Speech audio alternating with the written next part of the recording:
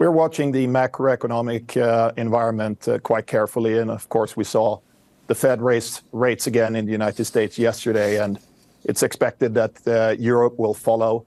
The Chinese economy, post lifting the restrictions, have not yet gained the momentum that many expected. But with that as a backdrop, the first half of the year has been very solid for us. And of course, our strong products are underpinning that success. And we would like to keep that pace in the second half of this year. That's why we, as a total, raised our guidance, but we're watching the macro environment very closely.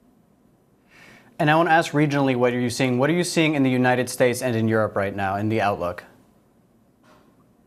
United States, of the three major economic regions, up until now, I think it's the economy that's been the most resilient. Then again, it also now has the highest interest rate level. And I gather the goal of the Fed is to slow things down a bit to get the inflation under control.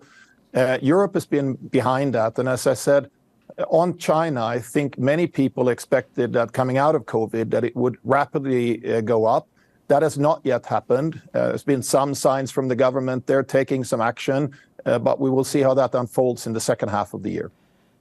And do you have any? And what is the optimism on China? Do you have any clarity on what? Because they want to boost car sales. That is part of the action, the stimulus that they're going to unroll. Do you know what those measures are going to be, and how do you expect that to actually develop in the next 2 quarters?